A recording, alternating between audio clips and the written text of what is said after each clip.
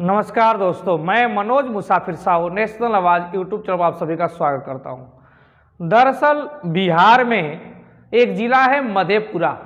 मधेपुरा जिला के अंतर्गत भर्राहा ओपी क्षेत्र के सकरपुर गांव के रहने वाले तेली समाज के एक परिवार पर रविवार की रात्रि को बहुत बड़ा दुख आ गया।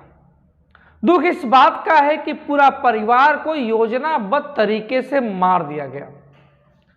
तो बिहार के मधेपुरा जिले में जो सकरपुर ग्राम सभा है, सकरपुर ग्राम के रहने वाले सूर्य नारायण शाह ये अपने पत्नी और अपने एक जवान बेटे के साथ रह रहे थे और बाद में पट्टीदारी में भी जमीन का भी उनका लफड़ा था, साथ में अन्य कारण भी थे। लेकिन वो क्या कारण है, किस लिए उनकी हत्या हुई, ये निश्चित रूप से सरकार को सोचना चाहिए। सबसे विडंबना तो इस बात की है कि बिहार सरकार में कोई व्यक्ति, कोई परिवार अपने घर में बैठा हो और अपने घर में बैठे वक्त भी अगर अपराधियों द्वारा उसकी निर्मम हत्या गोली मारकर कर दी जाए तो इससे बड़ा दुख कुछ हो ही नहीं सकता। सरकार की सुरक्षा तब गायब हो जाती है जब तेली परिवार की जान चली जाती है।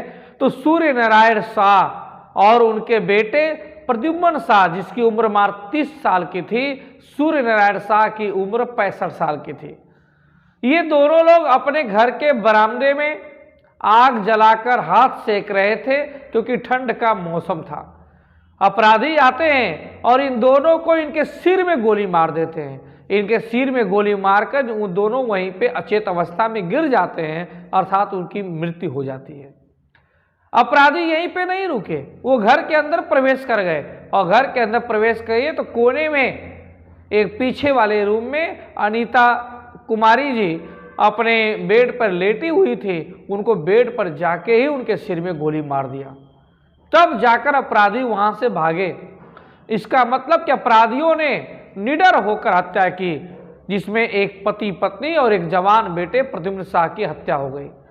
सूर्य नारायण शाह, उनकी पत्नी अनीता देवी और बेटा प्रद्युम्न शाह, इन तीनों की निर्मम हत्या कर दी गई।